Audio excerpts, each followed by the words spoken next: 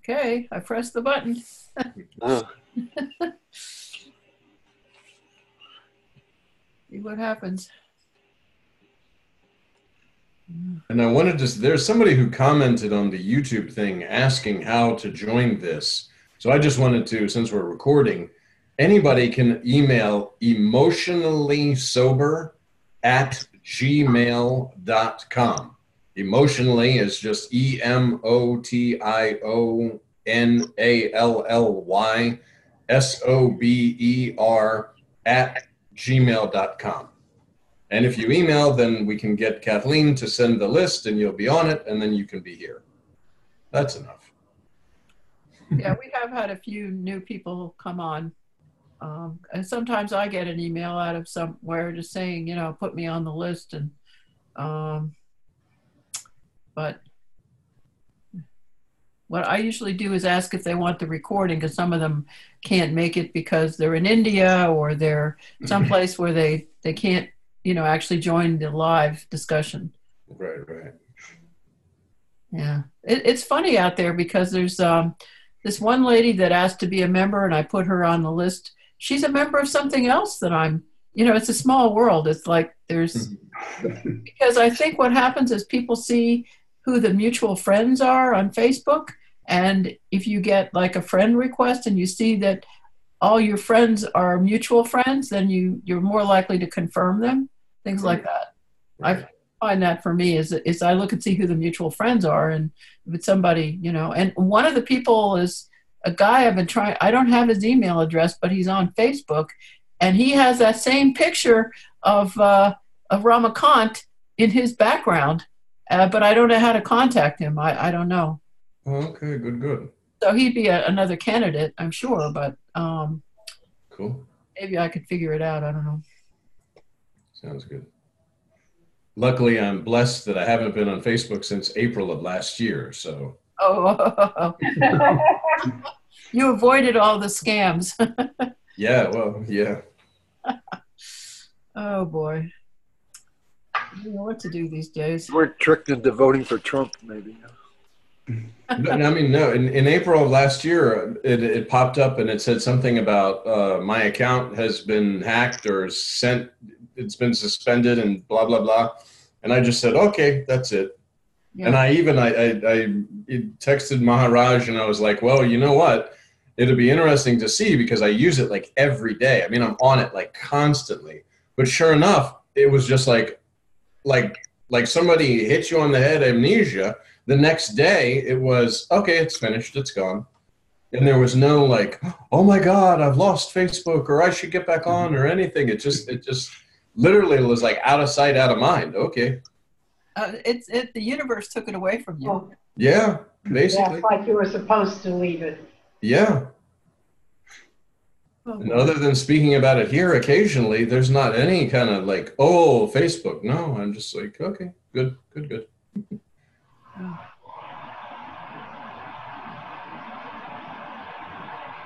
Oh, what's that noise?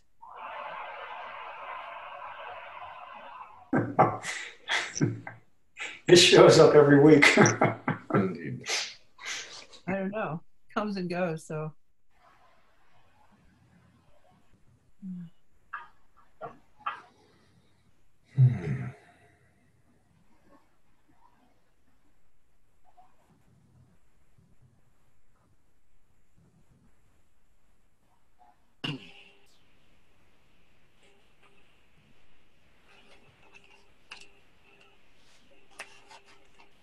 I do notice I'm getting, I guess, what you could call more of a connection with what you could call selfless self as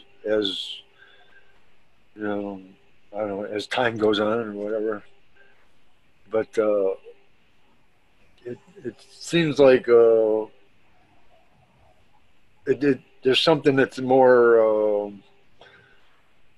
able to recognize that connection easier or something Good, as good. time goes on, you know.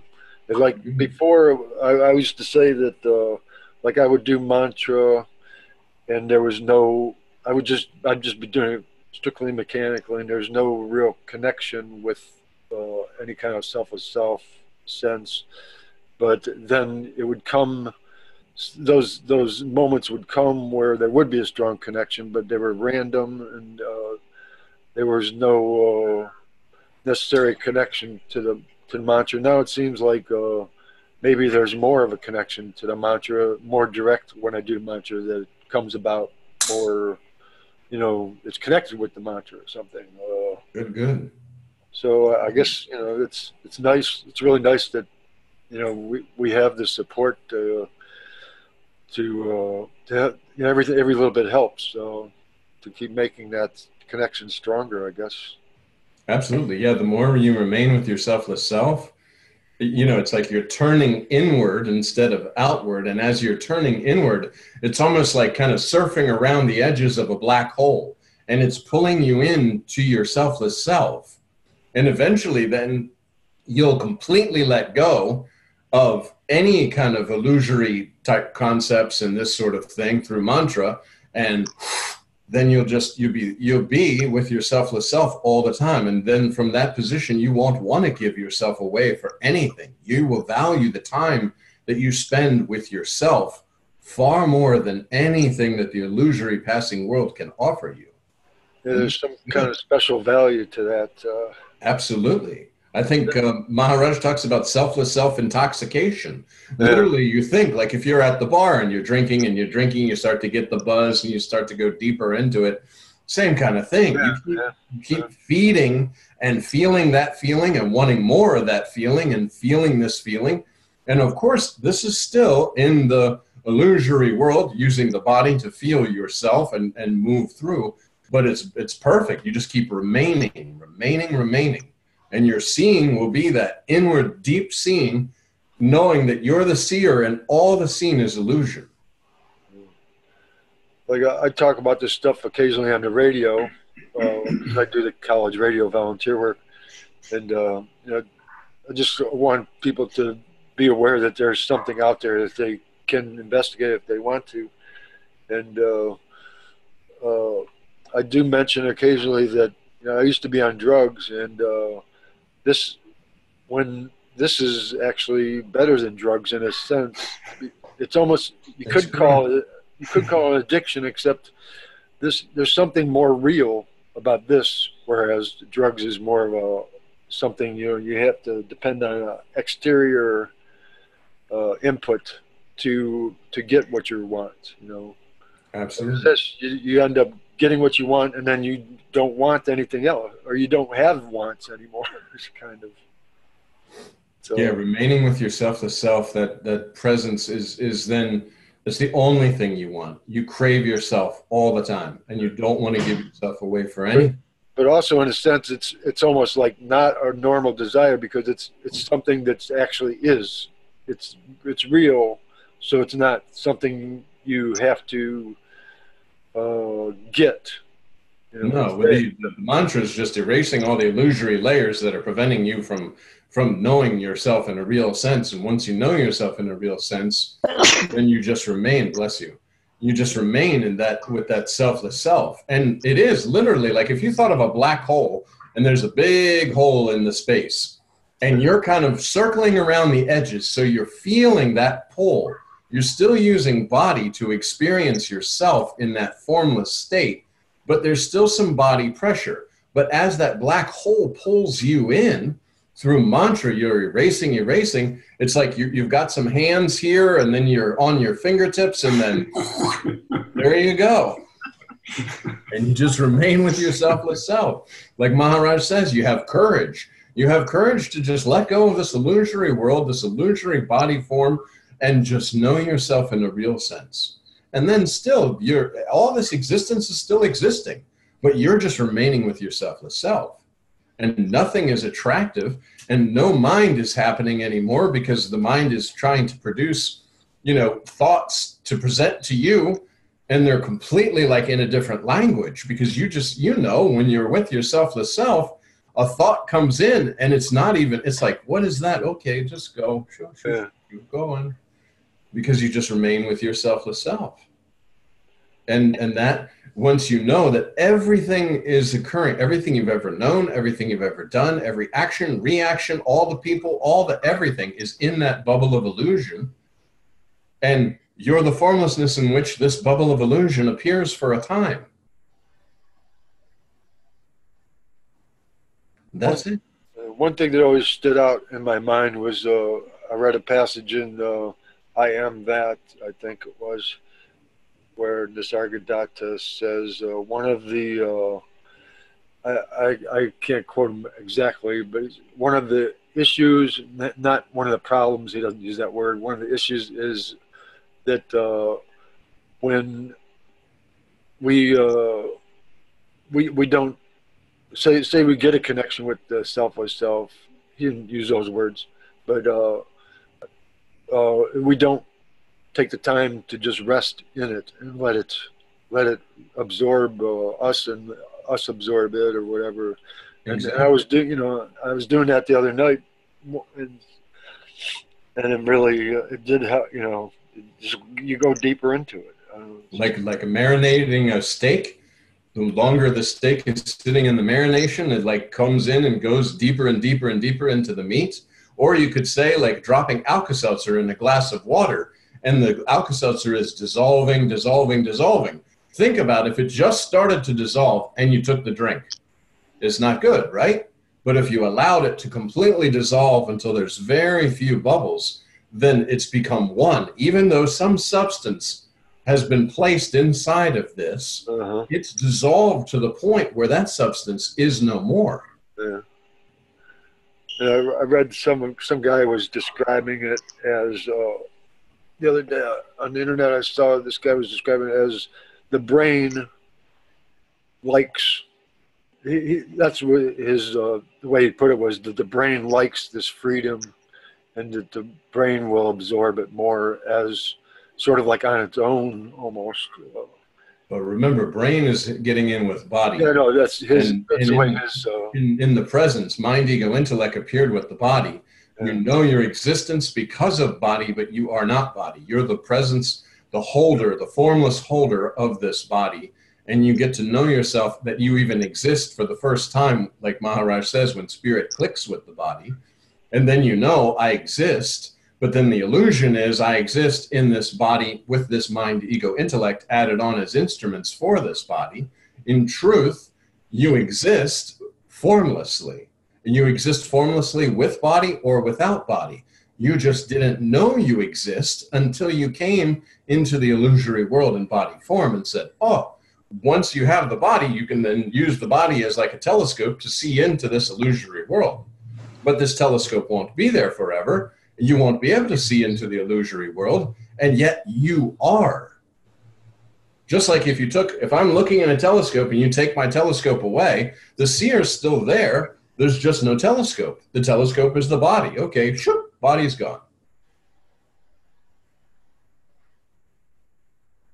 There'll be no way to know, and everything you've known that's inside this bubble of illusion, that's in the something that appeared in nothing, when that something goes away, when that telescope goes away, there'll be nothing to see anymore.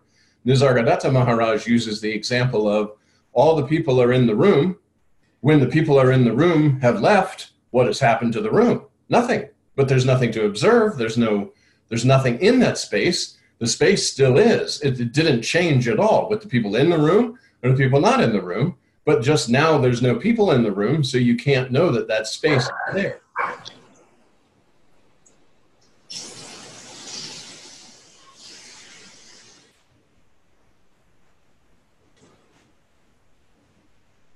And also the whole idea of witnessing, there's nothing to witness that creates a witnesser. Because again, like Nisargadatta Maharaj says, when the sun is rising, what are you doing to witness this sun rise? Nothing. It's just a natural process, spontaneous activity.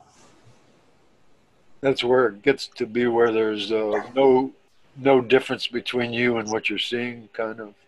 Well, you know that everything is occurring inside. This that you call world is your own consciousness. It's not. You're no longer thinking of when you were believing yourself to be an individual, you believed your consciousness was inside this little form called head, and that there was a mind inside of this head that like thoughts and everything were going through, and that was consciousness.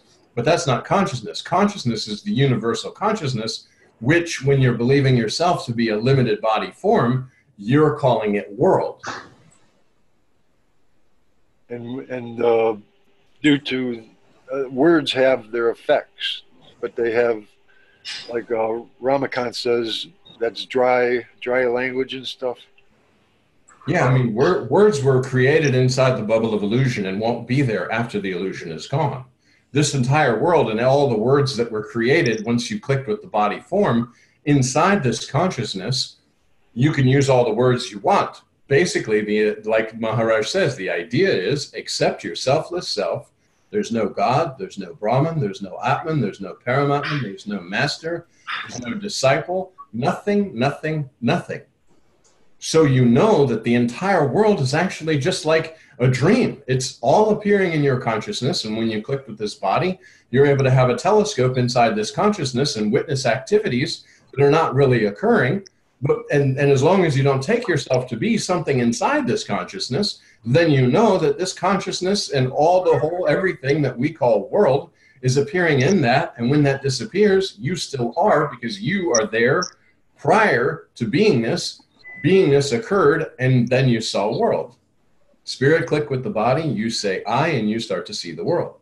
But you thought the world was the world because you thought that you were in this body form and that the world was outside of you, rather than understanding that the entire world and everything you're seeing is the consciousness that has appeared to you formlessly. Of course, you don't really see it until you see it and feel it. But well, you just have to know yourself in a real sense. Once you, as you've said, when you remain with your selfless self and you remain, the mind can't put the pressure that you're this body in this illusory. It's seen. How can this world be real if I'm formless? If I know my sense of this, I'm the knower of this sense of presence. This sense of presence is sensed through body form. When spirit clicked with the body, you say, I, and you know you exist, but you believe you exist in the body form. You now know that you exist, but when you know yourself in a real sense, you know you exist without this body, and that this body is actually occurring inside yourself and not the other way around. Like your body, no. Because you think this little body is just, this body is a conglomeration of the 5 elements that grows like a weed, and we feed and water it, and it keeps growing and growing. And it's how you can experience the consciousness. But know that while you're using this body form, everything that you've experienced in this consciousness goes away. There's no memory of anything, nothing. It's all finished. But yet you exist. So that's why you need to know yourself in a real sense, so that when this body falls, you'll know, okay, so I won't be able to see the dream anymore because I'm waking up. Although waking up isn't like what you conceptually think of waking up, and then I'm from dream world, now I'm in waking world. It will instead be this dream world, the waking world dream, back to reality. The ultimate truth.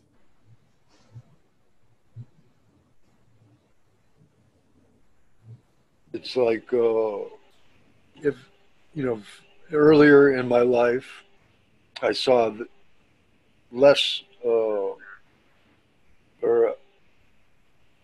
I had intimations that there was something, greater than myself or than my mind or greater than words, that were, all my experiences are tied to some kind of limitation. But over time, the more I pay attention and really, it takes paying attention to this to get it to open up in the first place. If somebody just doesn't think about this stuff at all, nothing's going to ever happen. Well, again, nothing's actually happening. So in the story that's occurring inside the consciousness, there's a story of a mantra is coming to wake you up out of the dream state so that you know yourself in a real sense, and then dream and waking and all of that won't make sense because that's just the consciousness. So I'm creating a story as I say this. Yeah, exactly. I mean, it's like, let's say that there was a sitcom that was playing, and all of us were characters in that sitcom. And it ran for 4 years, and there were a lot of stories, a lot of activities went on inside the sitcom. And then that sitcom got canceled. And then no one was writing for John or Kathleen or Trish or Andrew or Keith or Sandra anymore. The sitcom finished. So what happened to the characters? What happened to their lives? Where did they go? You know, nothing, because it's just a little show for a time. One of the characters might take it home with them, though, and keep the show going. Well, I mean, this is just an example, but it's like, you know, it's just there's no show anymore. And that's why it's very important to know yourself in a real sense, so you'll no longer cling to this body form as yourself. And then you can do the things that need doing and have this, you know, the rest of this time until, like we said, there'll be spontaneous action all the way until there's not. But there won't be anybody saying, oh my God, I'm dying. It's just spontaneous action and this and this and this, and then that's it. But you're not terrified of this idea that someone is dying. The banana is rotten on the table and it's getting mushy and gooey. And this body is made of the same kind of elements as that banana. So this body will grow old and will deteriorate and will, you know, as long as it's not a sudden death of some sort, it will just continue on until it is dissolving. And then that's it. But you'll be able to just know that, okay, all of this was just, I'm not losing anything. No one's dying because no one was being born. I knew myself for a time as a body form in the illusory world, but now I know that eternal presence that was there, which beingness appeared to, when beingness leaves, that eternal presence is. You're formless prior to beingness, you're formless now, and after leaving the body, you'll be formless. And even leaving the body is kind of just a conversational piece, because there's no real leaving the body. The body is in you. The body appears on your spontaneous presence. But isn't it kind of a gradual process? Because the dying of the body, or the disidentification process from the body to the selfless self, is fraught with all sorts of attachments that are dropping away.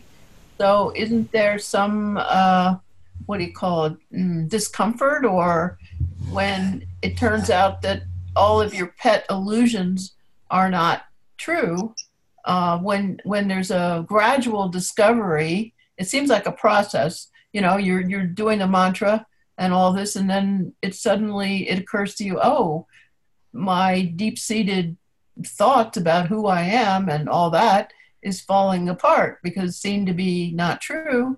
So isn't there some disturbance when that happens? I mean, for in the beginning, like Maharaj says, in the beginning, just like when he talks about the tenants, Nisargadatta Maharaj talks about the tenants. And if you totally evict the tenants, they start to abuse you on your way out. You just have to push through this and allow yourself to know that none of this is true. That as you're doing mantra and as these pressures are coming, as these thoughts are coming, you need to have the courage to just keep moving. And as you just keep moving, you just go with mantra. You just keep erasing the illusory concepts. Pressures come. I wrote about this in India, and I told you that one time when it was just going crazy, and I was screaming about the fact that the food, I can't eat these damn vegetables one more day. I can't do it. And all this, and I was just exploding. I was like, I can't do this. And this is this, and this is that, and da-da-da-da-da. And then I talked about the gecko or whatever, and Maharaj came in, and he was like, well, we can take you to another room if you want. And that deflated it right there. See, had I had another human ego out there that would have said, listen, I put you up in the ashram and I did this for you and I did that for you and I did this for you, then I could have fought maybe. But Maharaj, just like he talked about the guy who spits 50 times, Maharaj took that little bit of abuse knowing that it was that churning, that violent kind of churning, because yes, the mantra is erasing all the illusory concepts, and some of those concepts are going to rebel. Like you just said, I hold on to them. The last thing that the ego wants to see is that it never was. Oh. Because then it's like, well, wait a minute, but then nothing I did mattered. So that means I could walk into a bank right now and shoot 20 people and then go and do whatever I want to do and nothing matters. But see, that's the egoistic sense of self desperately holding on to the illusory control. It's like logic. It's stuck with its logic. Exactly. Rather than just once you know yourself in a real sense, this pressure of body knowledge gets erased to a point where you, like Keith is talking about, you don't feel this pressure of body and you get to know yourself formlessly. You can walk around and talk and all this without really noticing this body. It's like very loose clothes. You know, you put on a clothes or whatever and you're not really noticing it, especially in summertime. You go to the beach and you wear a shirt that's just kind of flopping. So you don't really notice all the time, like, oh, I'm wearing a shirt, I'm wearing a shirt. The same as if it's very stiff and buttoned up, then you might notice you're wearing the shirt. But if it's a floppy kind of shirt, and that's how you start to view this body in this body knowledge, it's just kind of this loose garment that's being worn. And there's no longer the ability for this mind to pressure you in belief in body because you're not feeling that pressure anymore. And then once that happens, that little door opens, as Nisargadatta Maharaj says, remain with the I am. As Ramakant Maharaj says, remain with your selfless self. Stay with that just I without anything. You don't notice your naked I. You're not clothing the I. The I has no body form over top of it. And as soon as you feel the body, then the mind, ego, intellect can make sense for this body. But if you're not feeling body and you're allowing the thoughts to pass, then it's just I, just this naked I, not knowing man or woman, not knowing old or young, not knowing clothed or not clothed, nothing, no concepts, just I. And when you start to feel the pressure, oh, I'm starting to feel that this shirt, then mantra erases so that shirt becomes loose again. And you just keep everything very, very loose because you're formless. All of the form that you're using is appearing inside this bubble of illusion. And yes, that's hard for the ego. The ego wants to say, okay, if the entire everything that I've ever known is in consciousness and none of this matters. But see, there never was a John doing anything. There was selfless self acting through the instrument of John to know yourself and to see this inside this consciousness. And that's it. And you didn't even have to do that. See, that's the cool thing. You as selfless self don't need to know yourself. You just happen. It's kind of an accident. You know yourself because all of a sudden this body's here and you say, I exist. You didn't have to know you exist. But now that you know you exist, you need to know the reality of your existence. Just because you think you exist in this body form, this is to be investigated. It's okay now that you know you exist. But exist as what? Who am I? This body is not my identity.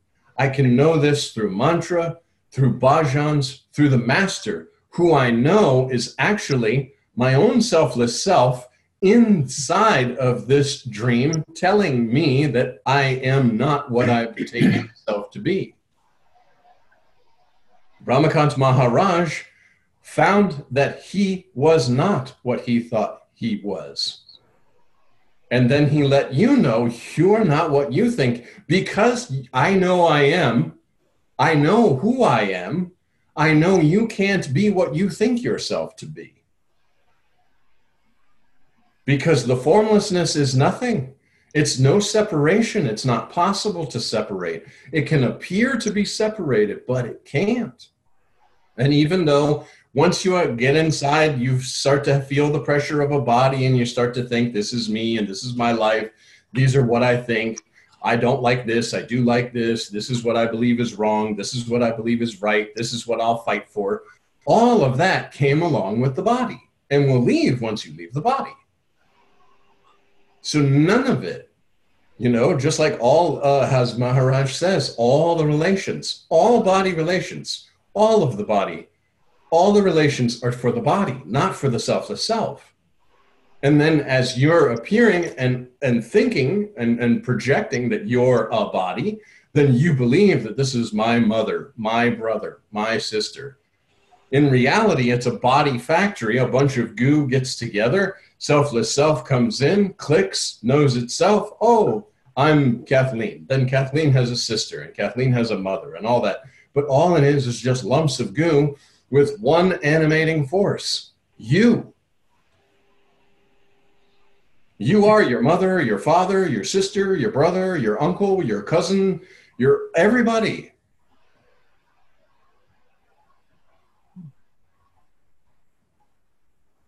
That animating force, is that the consciousness or selfless self? I mean, because when I think of selfless self, I think that selfless self is attributeless, doesn't move. It's kind of like, as you read in Das Brot, for instance. But all this activity, this movement. Only in the illusion. Yeah. So the only place that there's, again, like we talk about the entire world and all the movement in the world is sort of like the person when they're dreaming. Well, selfless self, this is appearing. And as you know you exist in this body form, you get a view inside of all of this movement, but it's not actually happening. It's all just kind of a play. It's like a dream. It is very much. A living dream, kind of, waking dream. Yeah. And that's why, we were talking about last week, prior to beingness, that takes you back to the, I don't know, the formlessness, there's no form, there's no nothing to know. I don't even know if I exist. The only way I know I exist is with this body form, which again is like the telescope inside of this illusory thing that you believe for a time you're a part of, but you're not a part of it. It's just occurring. The entire world and everything you see is in, quote, consciousness or appearing on spontaneous presence. And you're not moving. You gain nothing. You lose nothing. You just are. It reminds me of, say I'm listening to this conversation. There's something in me that's, I can say something or I can also not say something. It's like that space out of which either of those positions can come from is the formlessness, I guess. This is a voice box, and the formlessness, each body form is just a voice box, and the formlessness is speaking through. And the formlessness is listening and speaking and listening and speaking, but all is just one. It's like to be or not to be are only in the question. You don't even need to ask a question. No, you just remain, seriously, the key thing, like Maharaj says, okay, we've all read all the spiritual books. We know about Brahman and the Atman and the Maya and the consciousness and the unconsciousness and the four bodies, subtle bodies, all this kind of stuff. But all of that was just to bring you to the courtesy of accept your selfless self. There's no God, no Brahman, no Paramatman, no master. Okay, then who am I? And now knowing myself in a real sense. And once you know yourself in a real sense and you remain with your selfless self. I now know that this is an illusory world. First off, I have the master telling me it's an illusory world. Through mantra, I begin to discover that it is an illusory world. I get the bhajans which shake, that, like we were talking about, if the clothes are very, very tight, bhajans are shaking it so that body pressure is less and less and less. As you feel the body less and less and less, then you're less likely to be concerned with this body, and then you're less likely to be concerned with this world with which this body is appearing. So you remain with your selfless self. Be with you always, Maharaj says this. And by being with you always, then you're not giving yourself away to all these passing things that are in the illusory world that you don't need to leave yourself. And kind of the reward in the beginning is that nectar of immortality. You begin slurping on selfless self, just enjoying that amazing, just unfathomable silence, peace, joy, just without any cause outside. So it can't be given or taken away. See, because it's just, you're with your selfless self. Nothing can add on, nothing can subtract. You're with your selfless self. No outside circumstance can bother, because you're not looking to outside circumstances to try and fulfill you and give you temporary satisfactions. You're remaining with your selfless self. You're completely full. That nectar of immortality is just surging through you.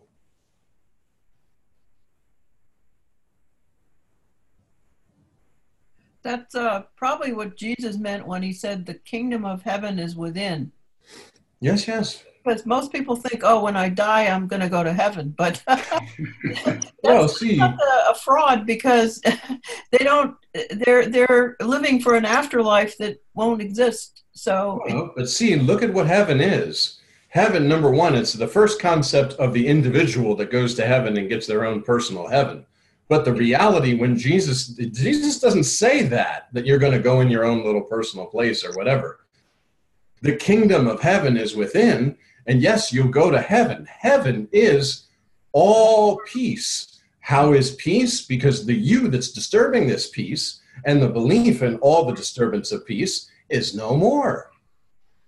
There's an absence of disturbance because there's an absence of you. Are you disturbed in your deep sleep at nighttime? No, you're not happy, you're not unhappy. You don't know. That's the heaven. And just like then the Christians will say, die for your sins. Well, think about why they say that. It doesn't matter what the story is. It's the fact that you want to be sin-free. You don't want to have that concept of sin pressuring you of, oh, these bad things I've done and all this bad stuff, this is never going to be. So that at the time of death, you're looking back and saying, oh, this is all so terrible. So this whole Christianity religion is saying, you're sin-free. This Jesus guy has died for your sins, and now you're sin-free. That's it. And if everyone talks about, if you ask for forgiveness at the end, then it's finished. That's why they had the robber or whatever. He asked, may I please be in the kingdom? Even though he'd robbed people and done a lot of bad stuff, yes, you will be in the kingdom tonight. So again, like Maharaj says, like all the masters say, you are not a doer. There's no deed, there's no doer. All this concept of sin is because you believe yourself to be a separate someone that can do something right or wrong, good or bad. It's not the case. You can never do anything. Now, that doesn't give you the right to go, like I said, go into a bank, because right away, ego people will say, go into the bank and do all these crimes and it doesn't matter. No. Well, again, even with the Christianity, you can go at the end and say, please forgive me. And if you're sincere, then they say you go to heaven. So the idea is that the deed and the doership is held only in mind and should be completely clean. It should be clean slate. That's why it's spontaneous action, and there's no doership being created behind these actions. When there's somebody there, there's a doer. That's exactly. Yeah. Exactly. Yeah, but there was a story about the guy who did all those prostrations and meditations and years of it, and he goes to the kingdom, and says, they said, well, who's there? And he says, yeah, no, it's me. I did all this work. And they say, what? Go back and do some more. You're not ready. Exactly. And, after a few more times of doing this, he finally catches on, and then he goes up there and they say, well, who's there? And he says, well, it's your own self. So what that says to me is that you get it, the kingdom of heaven only comes when there's only one. Exactly. Yeah. You have to give up the egoistic individuality. And until you do that, and you believe yourself to be this egoistic individuality, this separate entity that has separate autonomous action, just like when they talk about free will. Okay, it's lovely. Who debates free will? Do we have free will or do we not have free will? Well, you could say, if at all you want to believe in free will, surrender it. That's easy then. Because there's no you. So if you're believing that you have free, separate, autonomous, then you'll pay for this. I think it's talked about like God will say, okay, if you really want to take credit for these actions, then by all means, you have to take credit for these actions. But if I truly believe, no, I know myself in a real sense as the formlessness, and that natural bhakti, that natural devotion springs up, and I truly, in this form, are believing that I'm doing the will, so to speak, of all, or the one, so to speak, and I'm not in this individualized kind of sense of grabbing and taking, and when there's no me, there's no you. I can do no harm to you when there's no me.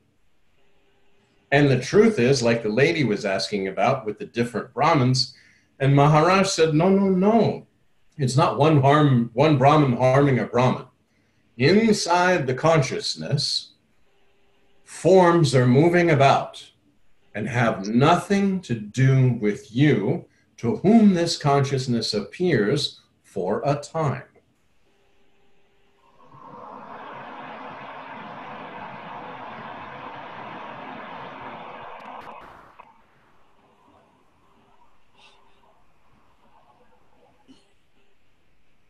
But it does seem like it takes a lifetime to, to see, not, I don't want to use the word get rid of, but to see through the falseness of the separate me, that doesn't just happen overnight, that's a process. I guess you say, the sweeping of the mantra, in a sense of, because it's so deeply ingrained, this habitual, thought that there's a me here. Yes. And me making choices and me doing this and that and, me trying to get to heaven. Again, remember, Maharaj talks about the torch in the dark cave. It's instantaneous. I light a torch in a dark cave. Do I sit there and I say, oh, I'm going to wait 500 years for this darkness to disappear? No, it's instantaneous. Now that I have this torch in this new illumined seeing, so to speak, then I want to explore. Explore meaning remain with my selfless self.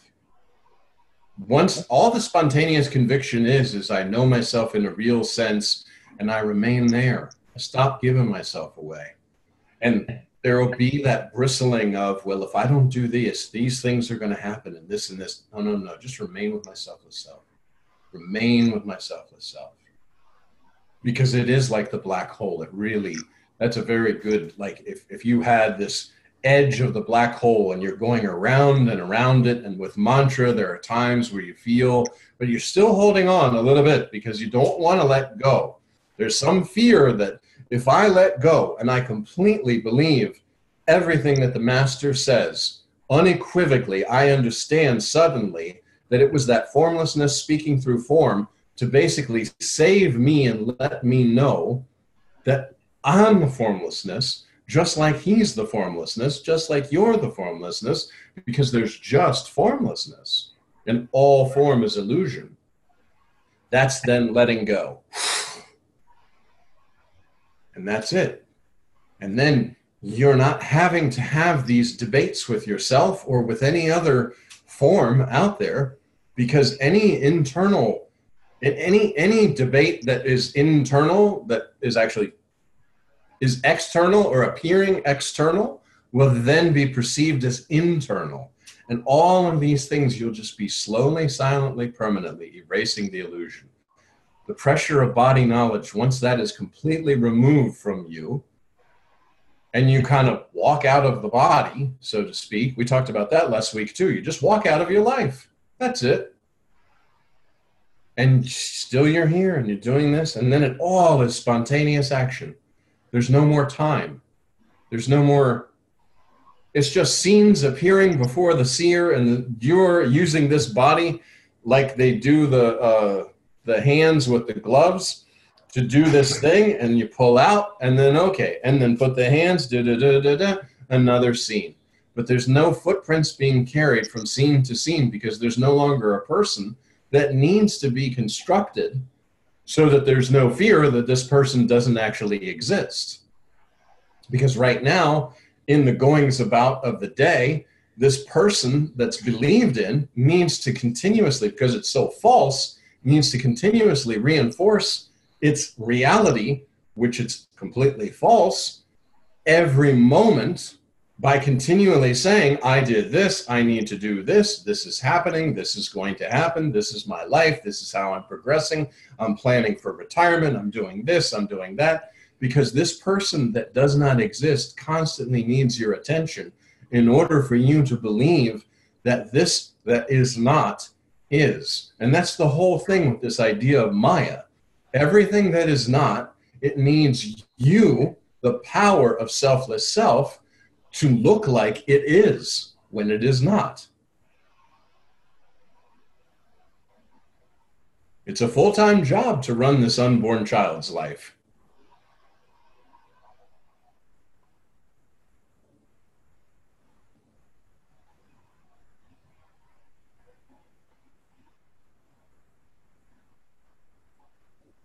Oh, but there's nobody doing it. But there's the belief. As long as there's the belief, this unborn child has the belief that it needs to do things and worries about what happens when it dies, and worries about whether it's really understands. Okay, when I'm on my deathbed, do I really understand what happens after death? But this unborn child that's afraid of dying never was. It appeared for a time, but was never born, will never die.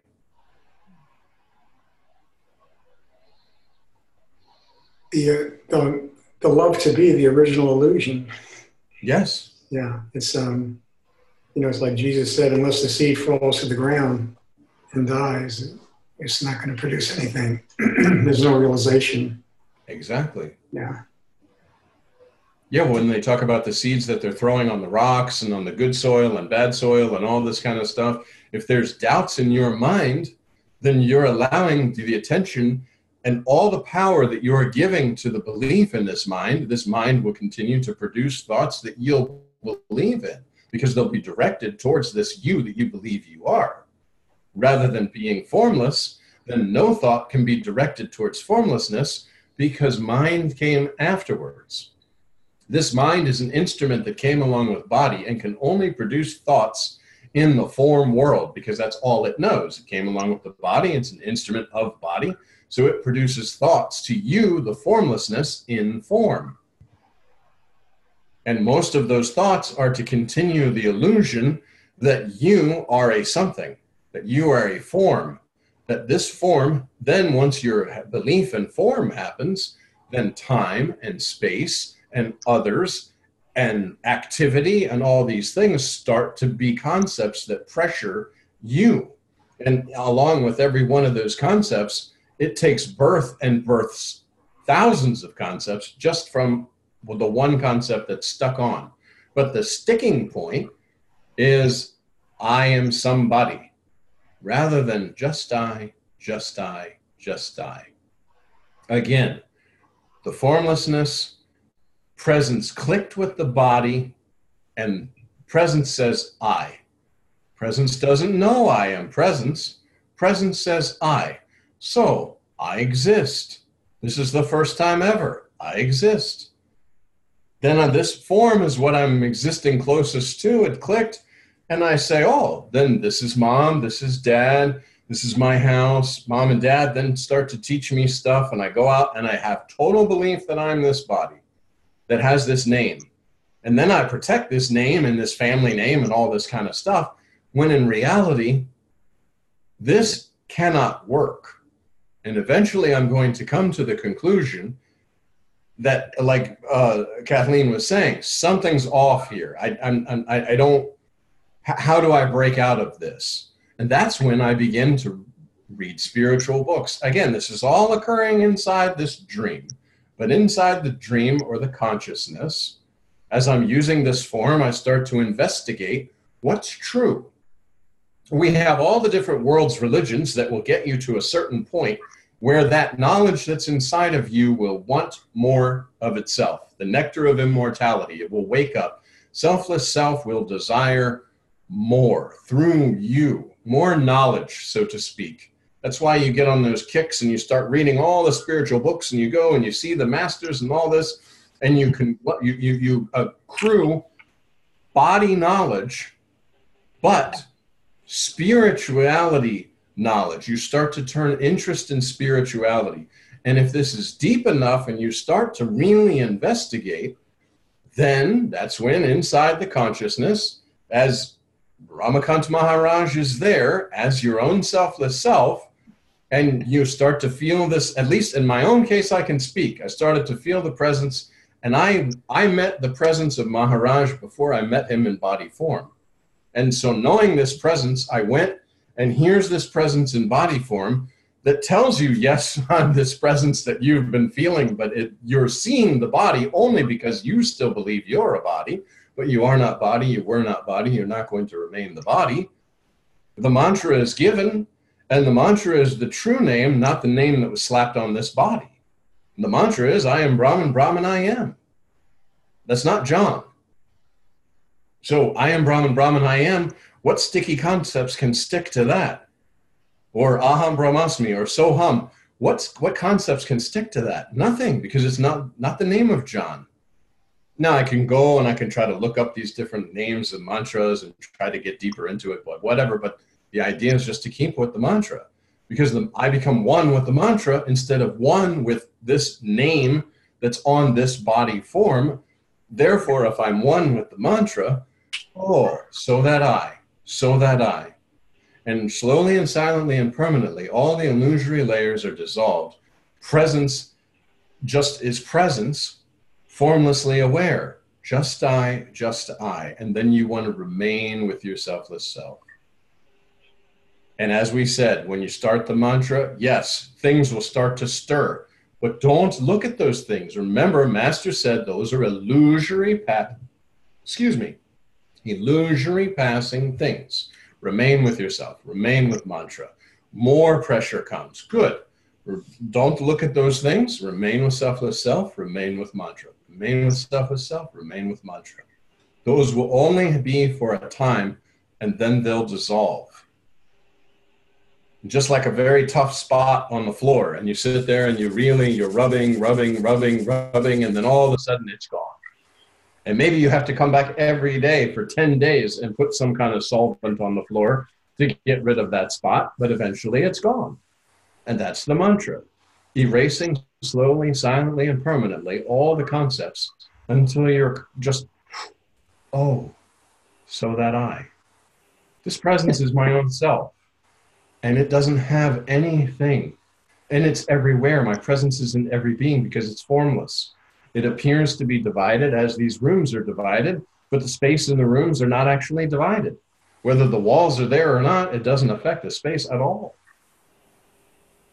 When this body falls, presence is not affected at all. And then we talk about the nectar of immortality, in selfless self-intoxication. The more you go inwardly with your selfless self and you remain there, and you begin to understand that the entire world is a projection of your spontaneous presence. And it's absolutely illusion. And the spontaneous happiness, unbelievable peace, silence,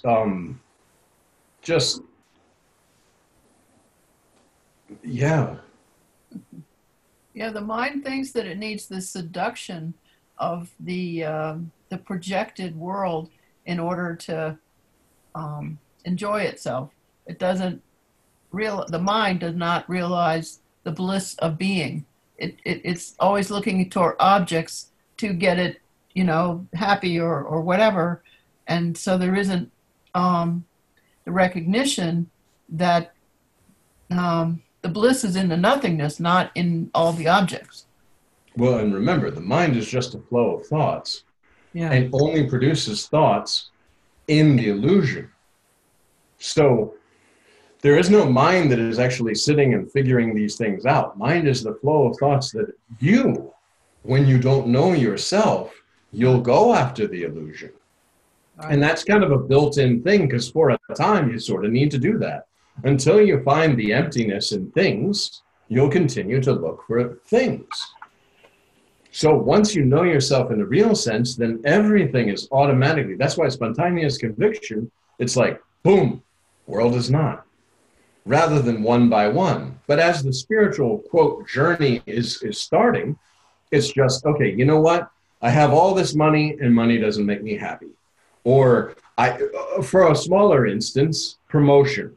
I really want this promotion. I believe that when I get this promotion, I'll be very happy and this and that. I get the promotion, but I'm not happy about it because I'm still looking for a desire comes, goes to the mind, and ego and intellect immediately say, yes, intellect makes the decision, I want this. But when there's no somebody else here, then what does this formless something want? Desire comes in, I want something, and you can discriminate. Hey, I'm getting thirsty. Okay, I'll have some water. Hey, I want a nicer car, but I can't afford a big car payment, but let's buy one anyway. Oh, why? It's going to cause a lot of dis-peace for nothing to get a fluffy cloud and get a different fluffy cloud than the fluffy cloud I have. But what's the point? Its entire world is illusion. Things that come to you naturally and spontaneously, good. But things that you have to go and strive and struggle and try to cut this person's throat, or not cut like literally, but you know what I'm talking about, the dog-eat-dog world and all this kind of stuff. Yeah. Or, you know, oh, my neighbor has a nice car, I need to get a nicer car, or all that nonsense. Because that's the belief that I am somebody in a world. And the truth is, and as Maharaj says, even if you think intellectually, you're going to leave this body in this world. So all these toys you're acquiring are for who? I think he tells the story about the guy whom he saved all this money and he got a house and he was very happy with the house, but then he died. And because he had no heirs, the house went to the government and they sold the house. I think that's an ultimate truth. So he works all his life. He's very happy. He saves, he gets this house, but he dies. He has no heirs, no will. So the government comes in and takes his house. So, and all things are like this. Like you're not taking anything. So why give away your peace?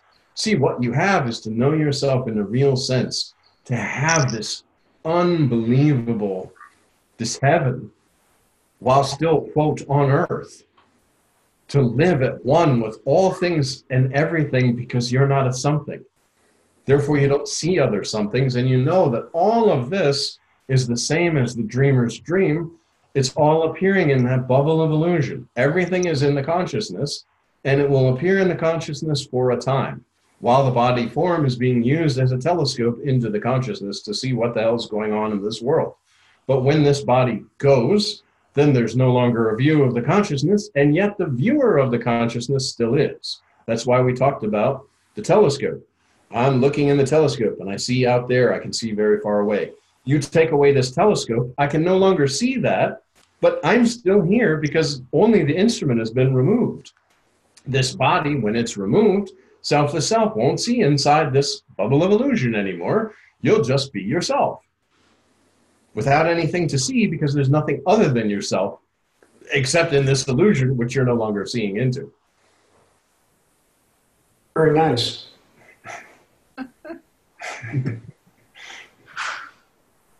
And that's the conviction, and that's what you know. Every moment, remain with your selfless self.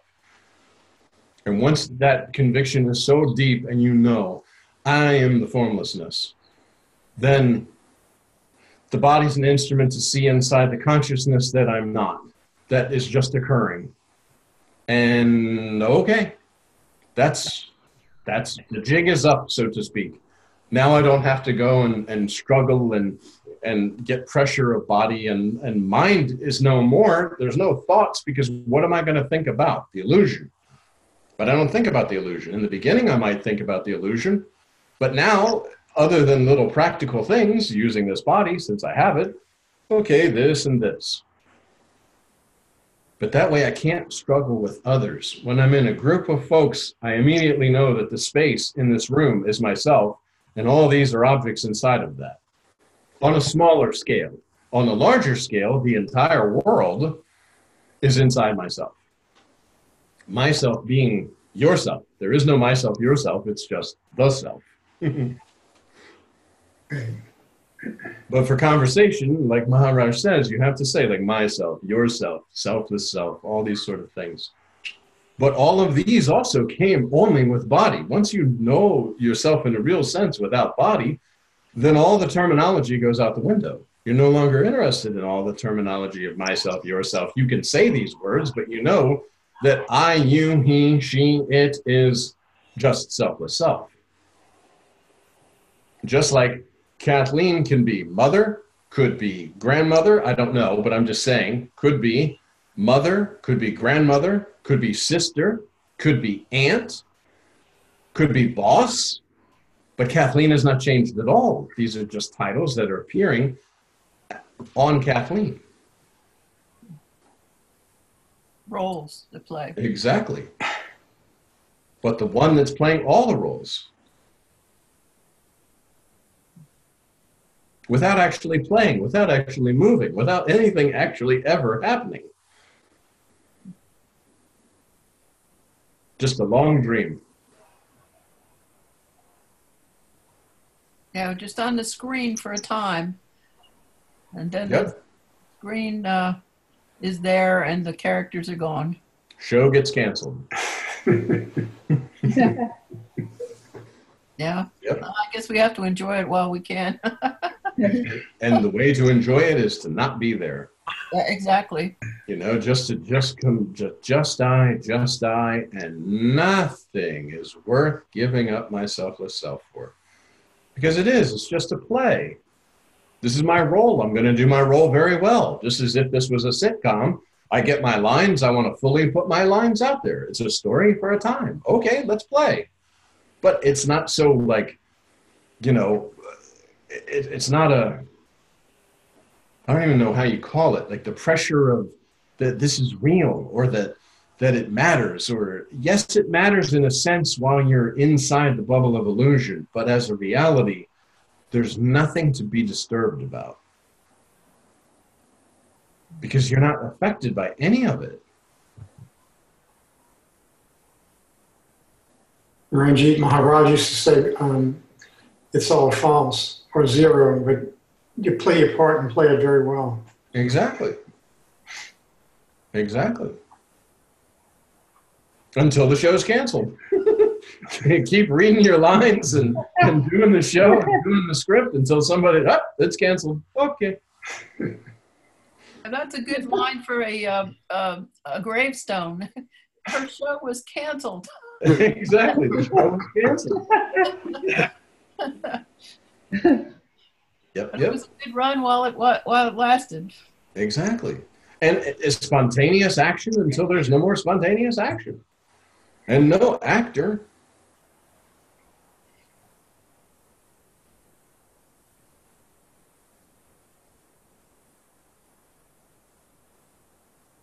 Hey, John.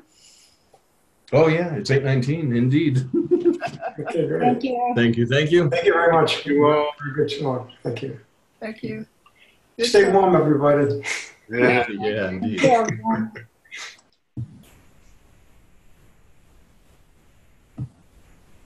I gotta go see if